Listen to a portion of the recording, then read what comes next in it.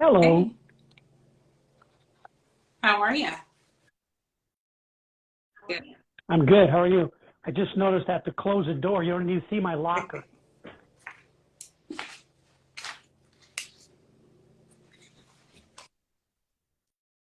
I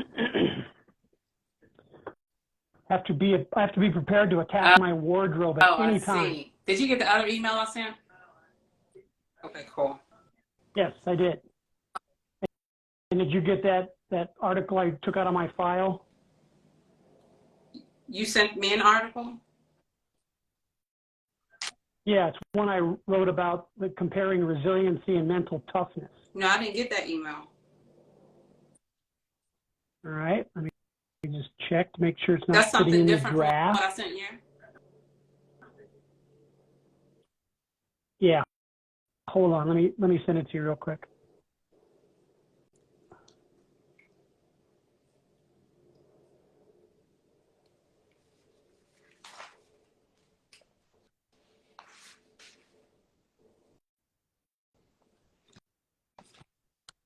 I'm gonna send it to the Gmail. Your Oh, Leslie at that's Gmail. why. Send it to hello. The respond to the email that I just sent you and just send it to them. Mhm. Okay. About your Yeah. article.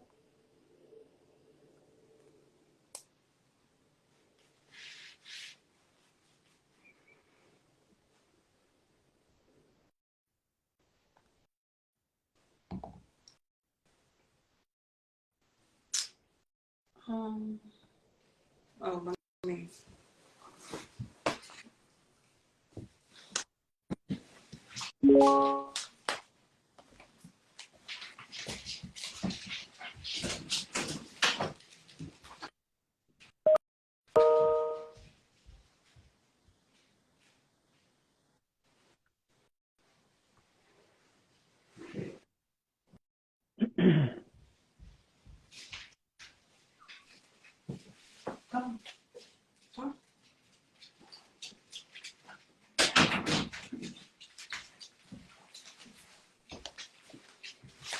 Okay.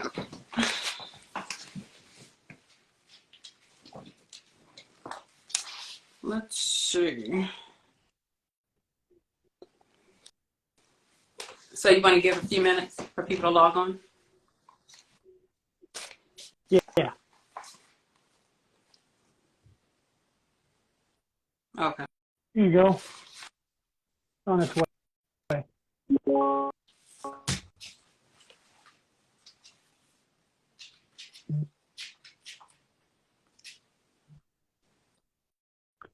It's a good topic because you read my mind. I've been talking almost all day about resiliency, mental toughness, and also the camouflaging. You know, when people get kind of pushed Hmm. and mentally challenged, they kind Yeah. of go into this shell and just Yeah. they Yeah. struggle to find a way out. And I thought this was perfect to talk about. Can you hear back feedback on your end? Okay. Nope. Um, Hold on. you might want to just Let turn it me do down a little something bit. here. Does that Test, help you? test. Yeah, that's yeah. Mm-hmm. Is that better? Yeah. Okay. Okay. I just potted it down a little bit. Hello, hello. Come in. We're going to be talking about sports, um, performance, and mental health as it relates to athletes, elite athletes specifically. Um, So we were just going to give it a few more minutes and we'll get started. I'm still getting feedback though. Is your how far down is your I got it down to halfway. I'll push it below test that. How's test? that? I don't know. Hopefully it won't come across on the yeah, Yeah, it's not coming that's fine. across to me. So if you guys have anyone that want to come in and would benefit from hearing this discussion, we're going to be talking about again mental health as it pertains to sports and athletes, which I think is going to be a great discussion. We'll be on here for a few So we'll give it, it's 7:03, we'll give it 2 more minutes and then we'll get started. Yeah, I think it's a great topic. It's a good day here, and we got blue skies. It's in 50s here today. There, stuff. Where you are? In Denver, it's been okay here. It's been kind of chilly here in North Carolina. Yeah, I saw that little report you made with your big parka and stocking cap on. You were all bundled up. He wants to say hi really quickly. Your quirky friend. There he is. Look at this. He's so dog. spoiled. Oh my goodness.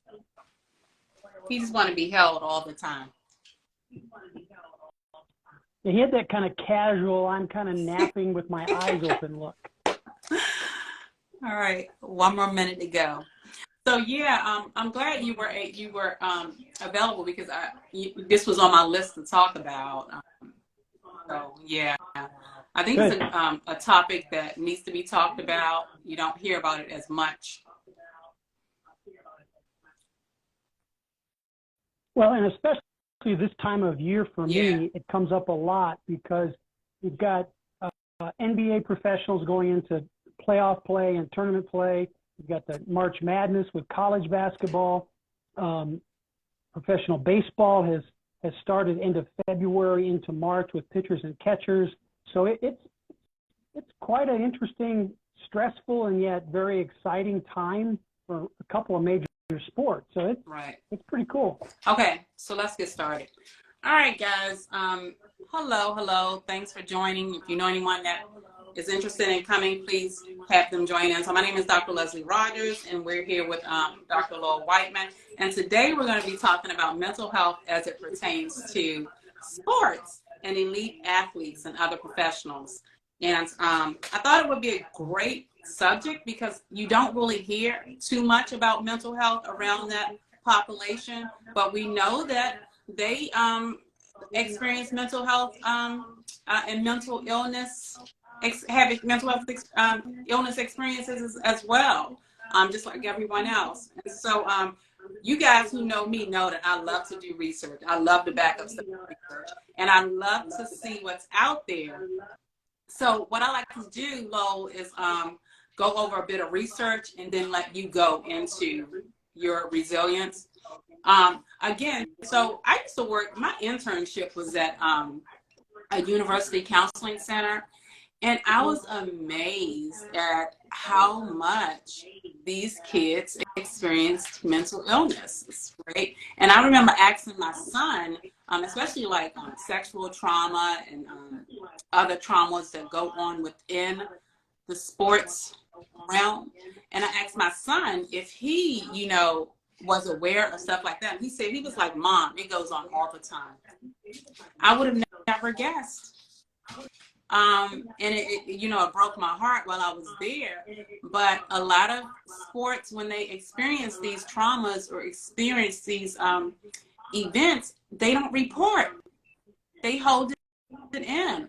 And they don't report because, one, they don't want to lose what they have, on the sports team. And a lot of these kids come from out of the country, and they're come here to play sports, and they don't want to be sent back home because it's either disappointment to their family or other stuff.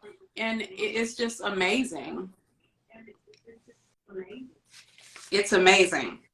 So what I did was I did a bit of research, right? Because I wanted to see, so what are we doing about this? What are we doing about the mental health crises in sports?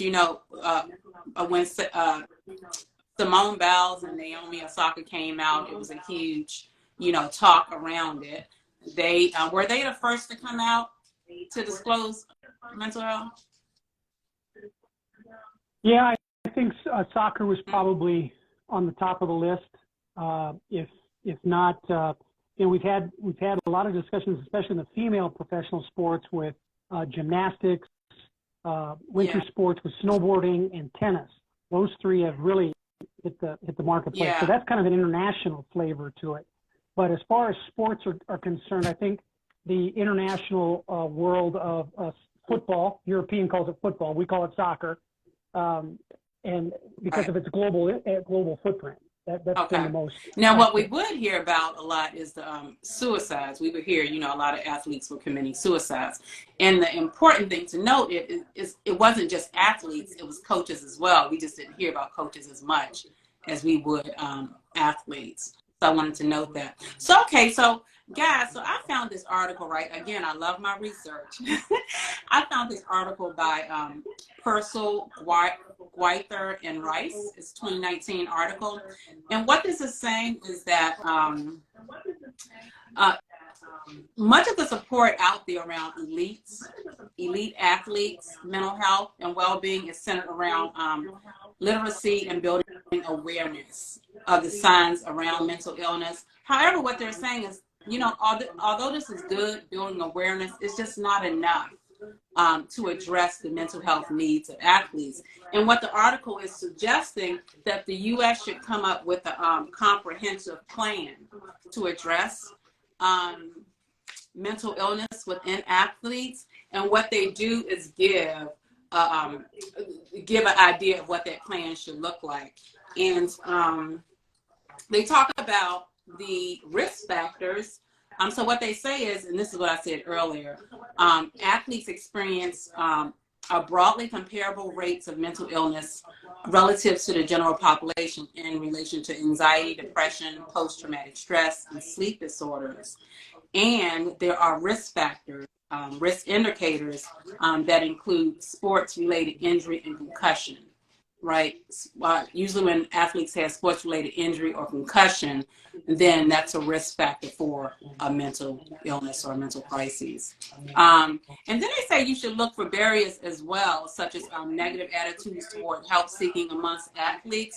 There are barriers, and these negative attitudes, what we just talked about, those stigmas around getting help. What's going to be the consequences if an athlete come forward and say, I'm suffering with depression, or I'm suffering with anxiety? Are they going to be put off the team? Are they no longer going to be captain of the team? What's going to happen? What's going to be those repercussions, right? And so these are fears and why most of them don't come forward, right? And then they talk about, so what they say is the U.S. should consider putting together a comprehensive framework around how to address mental health and mental illnesses within athletes. And what that will look like is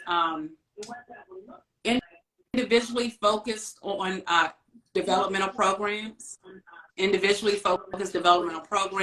mental health screening. I remember when I was on your podcast, Lo, I talked about there should be regular screenings and mental health workshops for athletes. So they're not singled out. Everybody would go, not just one person, right? Indicated prevention programs for at-risk athletes, early intervention programs, and specialist mental health care. So I thought this article was really, really great because it talks about that framework that the U.S. and what this article is saying that the U.S. don't really have a concrete program out here yet. I don't know. This is in 2019, so I didn't do a deep dive in research, so I don't know if anything is more current. But in 2019, the U.S. did not have anything in place to kind of address mental health crises. I can't remember when Naomi and Simone came out and talked about their mental health issues. I know that opened the door for a lot of discussion. Well, yeah. There are strides being taken. The article you've written or read in 2019, there have been steps taken by a lot of professional sports all over the globe, but not nearly enough. And it's usually because of an incident. Something flares up. There's been, like with the Simone Biles, it was a situation where she lost her vision on a vault and couldn't see where she was at, so she landed improperly. Well, she's had anxiety attacks before, panic attacks before, and that's not uncommon to have basically a hiccup in your neurological responses, which in her case affected her vision. And so she had to take time out, and she knew it would go away because she experienced it before. So once again, here it's happened to her before, but not brought up because she wants to compete. She wants to be in the team setting. Naomi Osaka with tennis, she just has I'll call it a phobia. She doesn't like the press crowds at the end of a match.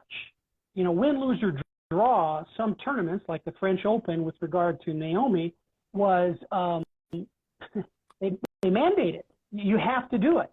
They didn't want to hear about, oh, I have a phobia about it, I'm uncomfortable with it. They didn't want to hear that. So they threatened to suspend her, and with the threat, they automatically fined her $15,000 for not showing up for the press conference after her match. So as much as I want to believe there is more coming to help with this, it's not coming fast enough because, as you and I've talked about, we being the global we do a good job when it's a crisis, it's a critical issue, it's in or close to mental illness. You and I've talked about, well, why aren't we proactive? Why aren't we preemptive? Why aren't we talking more about strategies, protocols, that preemptive scenario to help people with strategies for mental wellness? Well, for me, the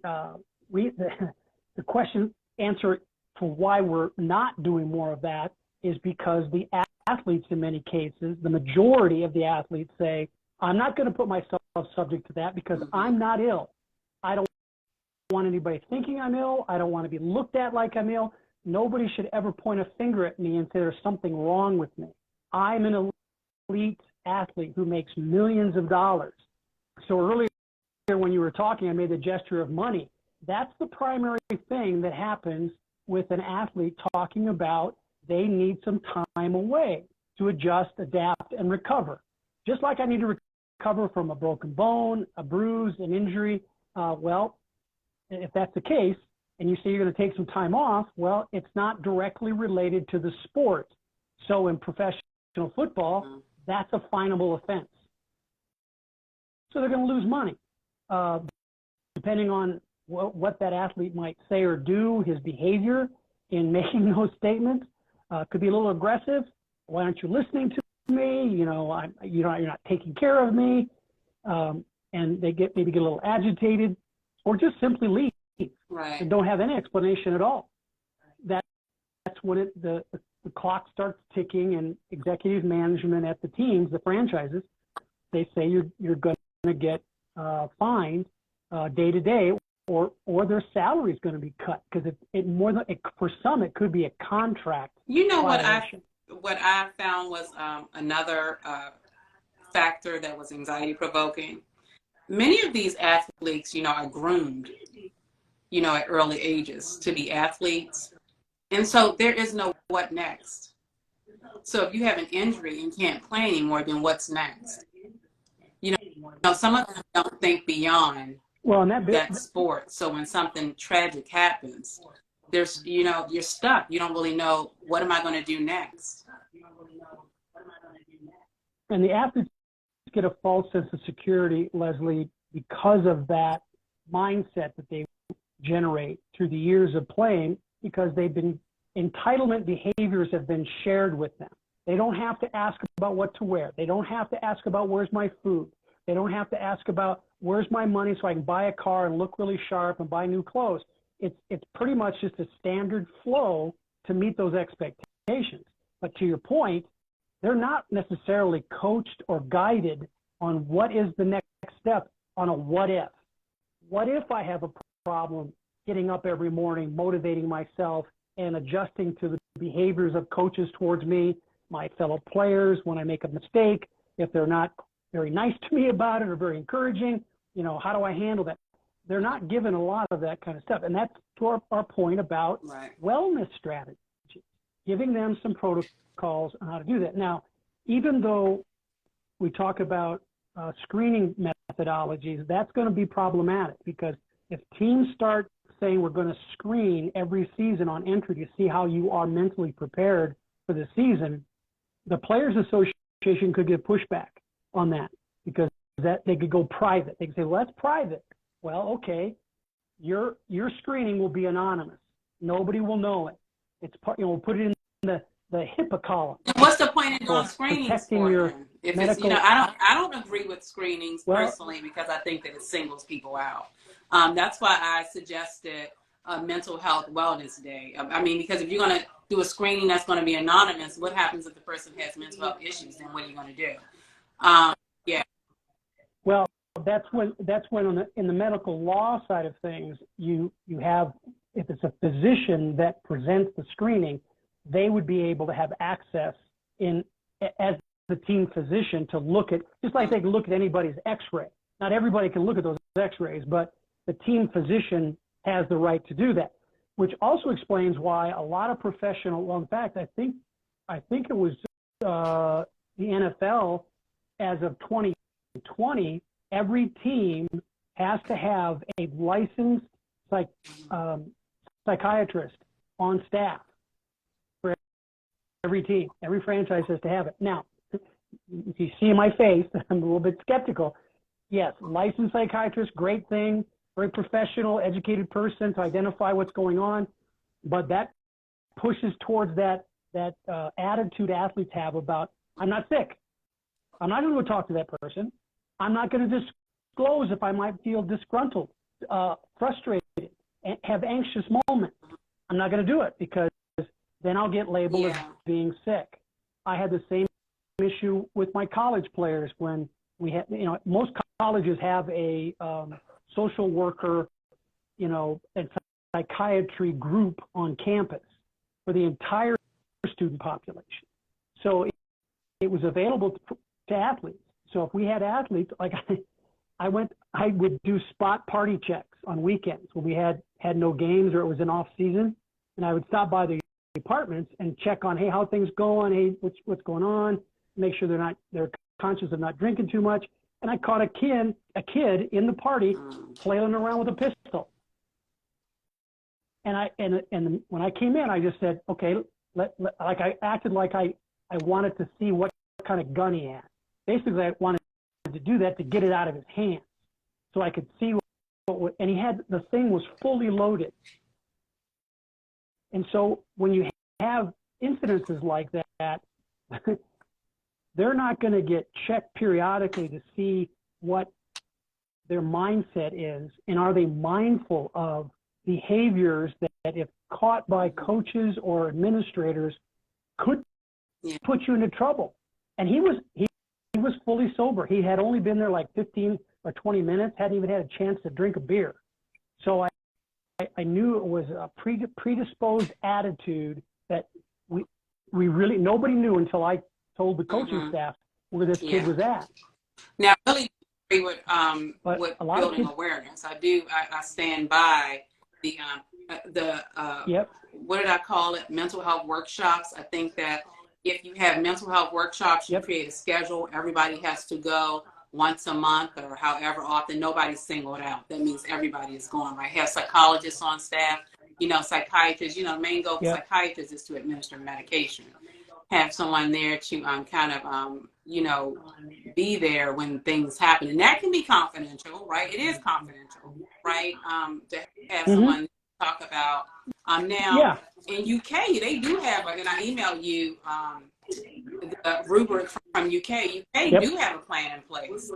They have a plan in place, and I was reading over their rubric, and it was pretty good about how they're addressing mental health with their. Well, and Leslie, you're bringing out the large pointing finger back in the United States. We're behind. In the United States, we're behind because money has power.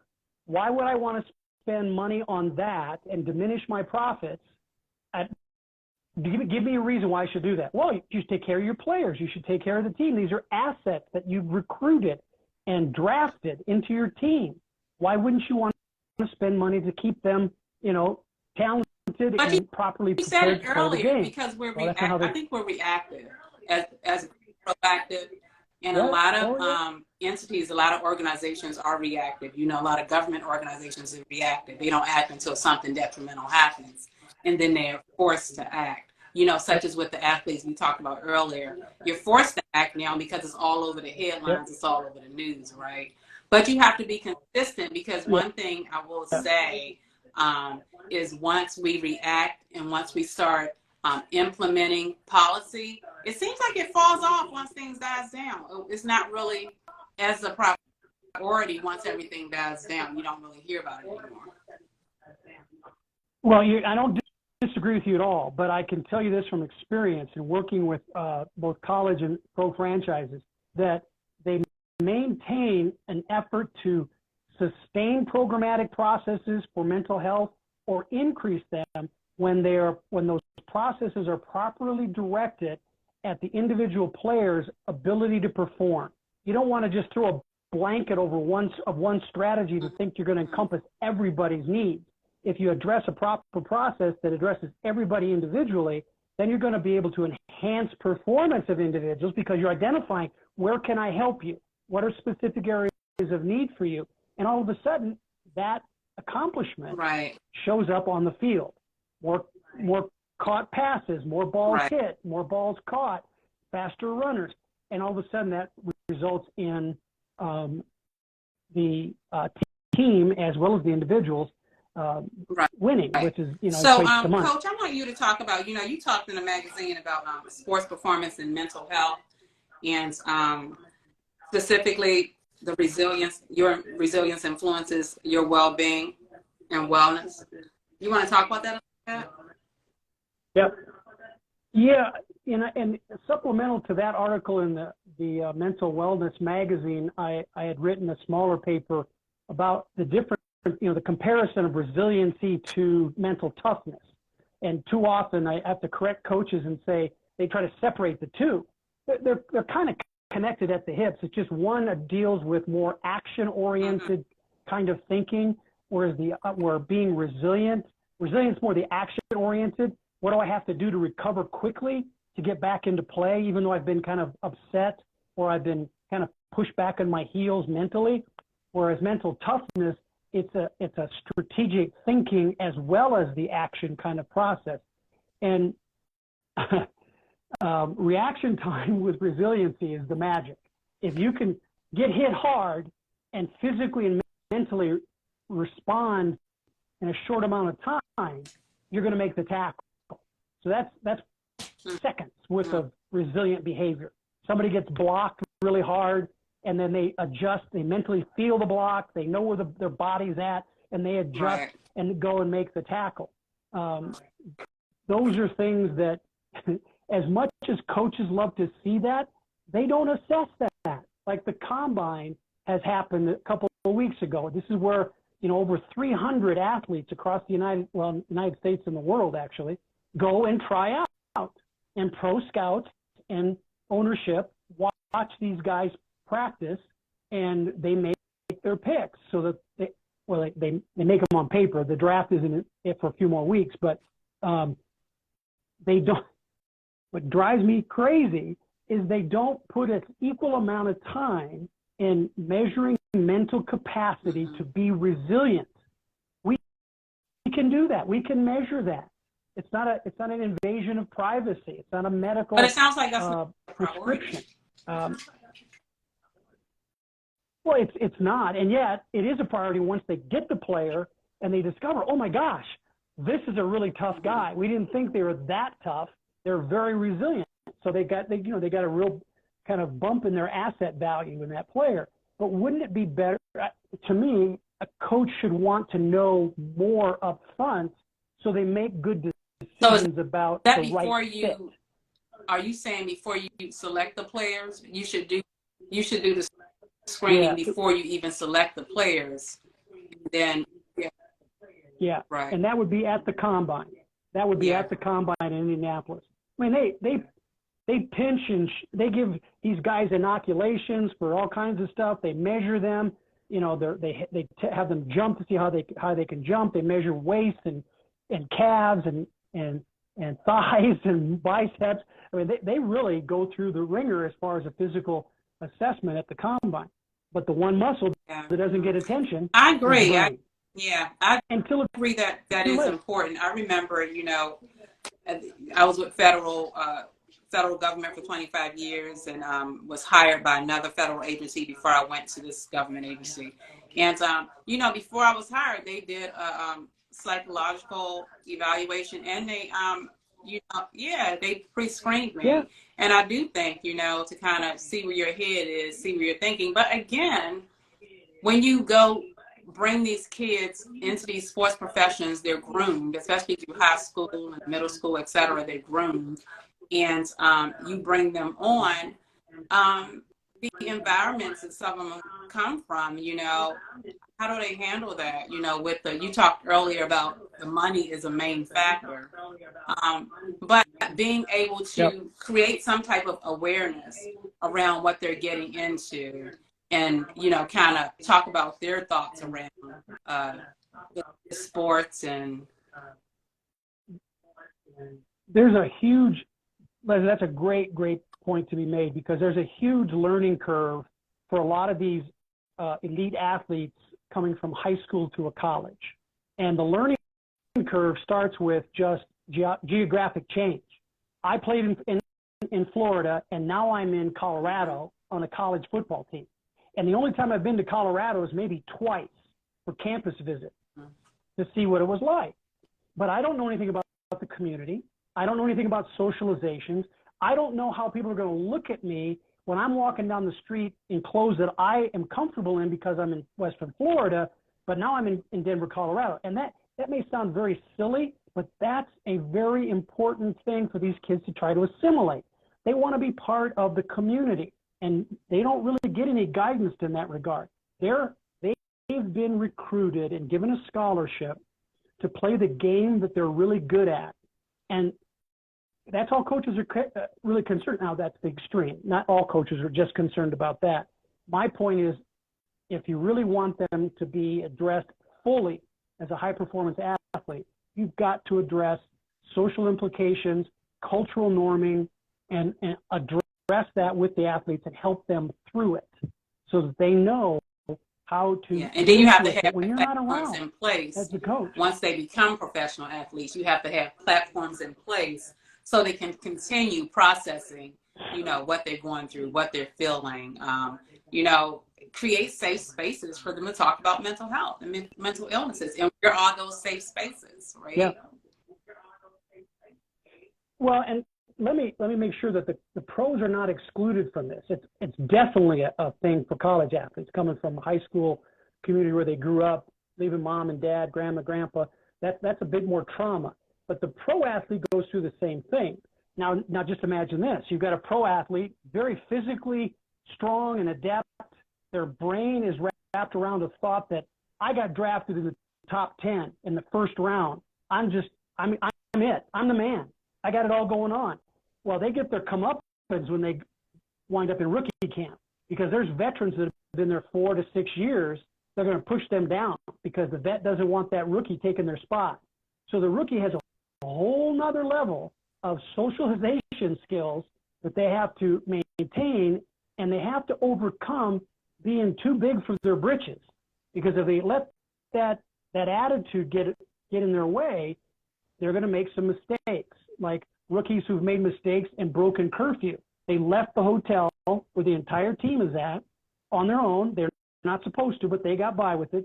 Had a girlfriend pick them up at the hotel, and they hung out until the wee hours of the morning before they came back to the hotel. Well, do you think their play was very good the next day? No. So their whole mental attitude is a shift. It's a little different level, but very similar behavior. I imagine it's a lot of responsibility too. I think that especially when you become so large and so big from society, it's a lot of responsibility because society wants to see you keep playing and you're the best always, always, always. So you really don't have time to fall off your game, you know, and as humans, we fall off our game. We can't, you know, be up there all the time. And then it's like a letdown when you do fall off your game. And then it's a letdown for the public, your fans, etc. You know, so then being able to process, you know, through those experiences as well, because it's a lot of responsibility once you make it high up there. If you're the best, let me tell you, Serena Williams is the best of the best of the best. You know what I mean? Yep. So I wonder what it's like to lose.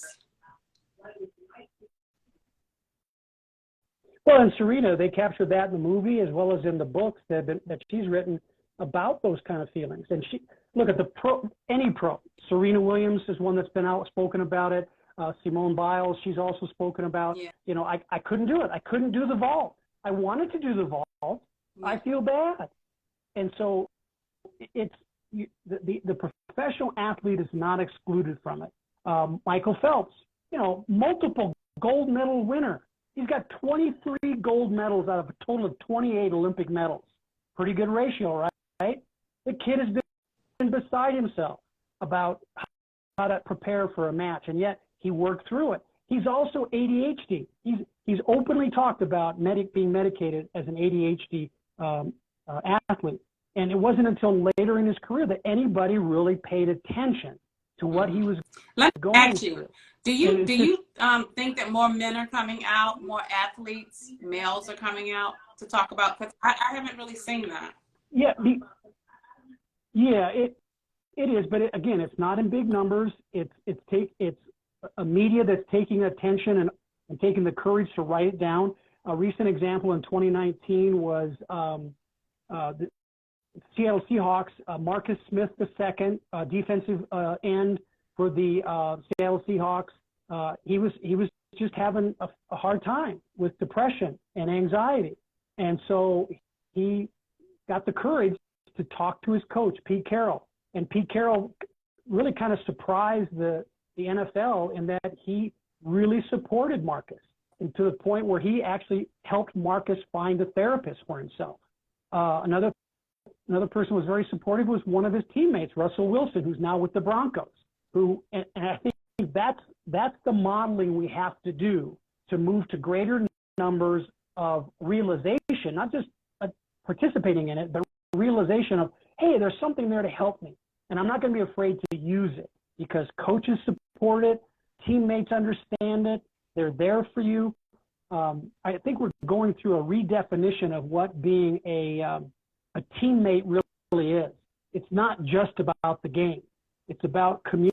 Here's a short story for you. I had a client, a 300-pound offensive lineman that only because I came into the locker room and he didn't know I was there yet, he was a cutter. He cut his arms. And he would always wear long sleeve shirts for practice. You know, he got a little bit of pushback. You know, it's 90 degrees outside. What are you doing that for? No, that's just what I like to do. I like to keep my muscles loose. You know, whatever excuse he gave, right? Well, bottom line is I found out what the reasons were for his distress, his anxiety, the pressure he was feeling was coming from his family. They wanted him to be a professional football player more than he wanted to be a professional football player. And because he didn't have the courage, he camouflaged his distress, continued to play the game. But when we finally got to a point where he was able to talk to his family, his uncles, his dad, his grandfather, he eventually stopped that behavior and completed. He was just all tightened up about it. Family was very, very important to him, and so he suffered for 3 years of his first. That goes back to psychosocial factors that we talked about earlier, about really getting down into the weeds as to why you become an athlete in the first place. Yep. Right? Is it to care for your family? Is it to get out of a situation that you're in? Or, it's just like guys that go into the military, right? Guys, women, right? But people that go into the military, they say, I want to get into the military for a better way, and then they, get into the military and it turned out to be something that was different than what they could have imagined, right? So I would imagine similar for. Yeah, I mean, the social and economic drive to be in the military is there for a lot of kids from neighborhoods they want to get away from. There's safety and money. That's one thing. Then they get surprised, like you said. Then there's the legacy military person. My grandfather, my dad, my uncles, they've got this huge legacy. And yes, they heard about what military action was all about. And they thought, I'm going to go in the Rangers. Or I'm going to go in Special Forces. And because my grandfather grandfather did it or my uncle did it. Well, it's a whole different vista of opportunity than it was when they were in, and they get dissatisfied. Those who survive, because many times when you have that attitude, you wind up getting killed because you're not sharp enough. But when I, like with my football player, just like with my special forces people, when I have a chance to talk to them, I'm not a threat because I'm not a therapist. I'm a professional in the mental wellness side of athletics and entertainment, but they like to talk to me because they don't have to disclose anything to mom and dad. College and professional players that go see a psychiatrist, guess what? That gets found out pretty quickly. Not because you told anybody, but because there's certain paperwork that has to be filed. If you have a spouse, then you got to put her name down, or somebody who's your not benefactor, you know, a relative that can pick you up if you need to be picked up in an emergency. You know, who do we call for an emergency? The first contact. So that's why they're comfortable with the wellness. So I have a question for you, and then you know, before we end, I want you to, if you can, go over some tips, because you wrote some pretty good tips in this article. Maybe you can go over a few of the tips. But a question I have for you. So, you know, one thing about with mental health, you know, you have clients. Okay, if a client comes to you directly, he's the client. He or she is the client. If the client comes to you from the sports arena, if you guys have, you say that you have a psychiatrist on staff or psychologist on staff, then who's the client? Oh, that's a good question. It's pretty clean once they have it structured really well. Does the psychologist or the psychiatrist have to report back to whomever is contracted them, or is it confidential between the player? And because that's a good question, because a lot of players are skeptical about talking to mental health professionals because they think that they have to report back, and that's why I asked that question. Well, and there's been recent changes, I mentioned earlier, about the NFL having a person on staff. So that's a key phrase right there. They're on staff. They are employed and work for the NFL franchise. And because the franchise adheres to the rules of the NFL, they have this criteria of what the minimum coverage and care is if, in fact, a player needs to see the psychologist or social worker that they put on staff. They want pretty much a psychiatrist or a medical MD or a PhD in psychiatry. When do they have to report back? Yeah. Then so state rules pop in. So the professional must comply with their licensure. So the client is the player, and confidentially, patient, doctor confidentiality, and all the HIPAA laws and stuff pop into place. Now, there is an exception. That being said, well, it's because people have this drive to not have it disclosed, not have a lot of press about it, keep it under wraps. The doctors are getting paid a lot of money, and they have a lot of advantages to meet with all these people. There's a celebrity kind of thing going on in their heads. So players and people that represent players need to be very aware of these nuances. So they ask questions very carefully and get language or amendments put in the player contracts so that there is consequences to releasing information that's supposed to be confidential, but then doesn't stay as confidential. Right. Yeah, you can do it that way, but any lawyer I've ever talked to says, you know, non-disclosures can be pierced. But I think what's better is that you have documents that restate HIPAA law, especially as it relates to mental health and well-being, and that the athlete themselves or their representative, if they're not able to do it on their own, they're not mentally capable, has to sign off on it. So the only information coaches get about the situation of the player is their physical development and mental acuity has improved. They're not going to get a report. They're not going to get any kind of memo from the doctors. If the player physically goes and sees the doctor under care. Awesome. And even with me, because I'm not subject to state law. Even with me, I run my practice as though counselors do. Everything's private between me. Even with minors, I have parents sign letters that state, you know what your son's getting into, or your daughter's getting into with me, and you know that the only time I will disclose anything about what we say is if I feel their well-being or life is. Because building that rapport is really, really important. And let me tell you, once you breach that rapport and that relationship is ruptured, it's hard to mend. It's hard to fix that relationship. And that's why I asked that question, and because it's an important one. Who is the client, right? So before we end, you want to give some tips on how to bounce back, how to be resilient? Yeah. You know, you've got to set a foundation. So the first place I'll start isn't necessarily on the playing field or in the locker room to practice these things. It starts right when you get up. When you swing your legs over the edge of the bed, have a mindset that is filled with gratitude. I'm grateful to be here. I want to go forward. I want to take a step, and the next step is going to be towards a thing I love. I love this game. I love doing what I'm doing. And that way you are in a place to properly address coaches, staff, teammates in ways that they understand. You know, what is my teammates' weaknesses that I need to help cover them? And they've been very clear in telling me that. They don't have to worry about it. So that's the first place I start so that you're prepared. The next thing to do is make sure that you clearly understand what your priorities are to be able to come back. You know, and for a lot of sports like football, baseball, basketball, soccer, tennis, the major sports that have a lot of movement, a lot of power involved, change happens very quickly. So if you don't have your priorities squared away and you're not practicing your priorities, you might be surprised at certain things or people coming at you at very high speeds, and you're not prepared to deal with them.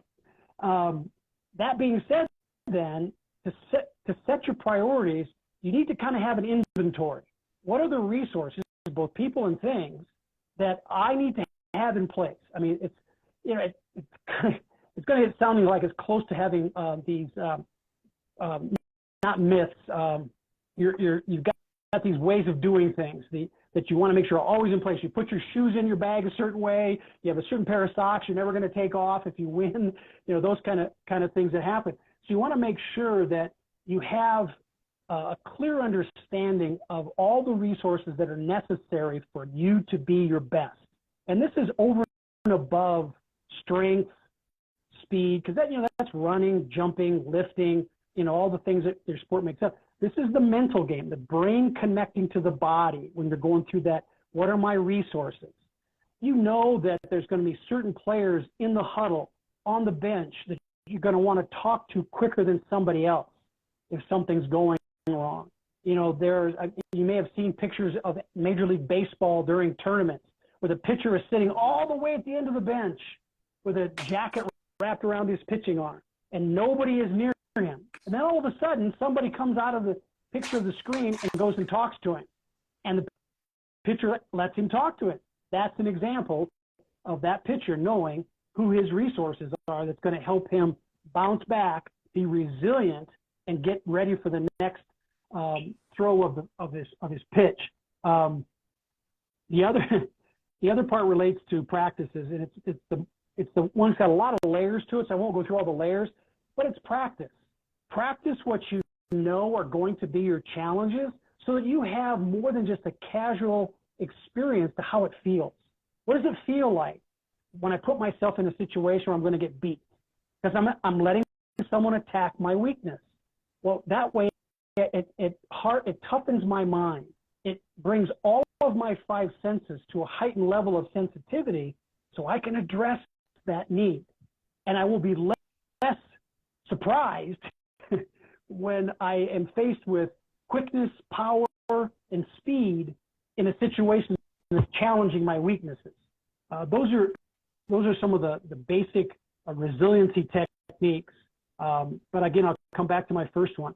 Have a grateful, glad attitude towards wanting to do what you love to do. Let that be your foundational first step in going through all the specifics that are necessary for you to pop back in those tough moments. Excellent. That's excellent, and that's excellent words of advice. And I would just add, be sure that you guys have people that you feel comfortable talking with, that you trust. Find somebody that you can trust, and whether it be a player or another team player, your peer, a family member, or somebody that's non-neutral, that's neutral, and don't have anything invested. Find somebody that you can talk to, that you can communicate with. I tell everyone this: think about your emotions, think about your feeling and how you're feeling, so that you can communicate. Let me tell you, it takes so much stress and weight off of you when you know how to communicate what you're going through, when you know how to speak, verbalize the emotions and put labels to it. And so it takes so much pressure off of you. And I always refer back to emotions checklist with like tons, different types of emotions and words that you can use. We as adults, sometimes we don't know how to express what we're feeling emotionally. So we get frustrated, we get irritable, because we assume that the other person knows what we're going through. They really don't sometimes, right? So being able to use different words to express what you're feeling in a safe space. And that's what I think for athletes or for anyone else. The important thing is to have a safe space that you can come and talk about your experiences and not be ridiculed for, or not have negative consequences toward. Because once you have those negative consequences, or being ridiculed or judged or ostracized, or those negative behaviors that come, that's it. It's going to take a while to get backing up, to trust again. You made a good point about the communication, Leslie, and I'll just add before I have to leave you all by saying that a caution for anybody looking for feedback from friends and colleagues is to make sure you let them know what empathic listening looks like. It's not you asking a question of somebody you trust and they just start giving you this library of information. They just talk. That's not someone, even though you like them, even though they're somebody you can trust, that's not somebody who's truly listening to you. Be aware of those people that are quicker to want to speak than they are to want to listen to you, because that's a person who, and I'm not telling they're bad, I'm just saying they just don't know. So educate them that you want them to hear you and listen to what you have to say, even when you're struggling for the words, so that you really have a legitimate, trusting source that has your interests in mind and not and I'm going to jump off too, but let me say this, and just to back up what you said. Oftentimes I'll say to my girlfriends or to friends, hey, I don't want you to say anything, I just want you to listen. Don't say anything. Just listen. No matter what you feel, no matter what advice you want to give me, all I want you to do is listen. And those are things that you guys can say to people who you're trusting to talk to as well. Teach them how to do empathic listening. Just don't say anything. Just let me just what I have to say, and let's just go on or move or whatever, right? So, guys, this is Dr. Leslie Rogers and Dr. Lowell Whiteman. As you can imagine, he's in a sports arena. We thought we would come tonight and talk about those experiences with elite athletes and, experiences that the general population experience. They're no different, right? And it's all about building awareness. So we will see you guys next Monday with another topic. Thank you guys for jumping on. And if there's nothing else, we will jump off. This has been a great discussion. You too. Have a great week, everybody.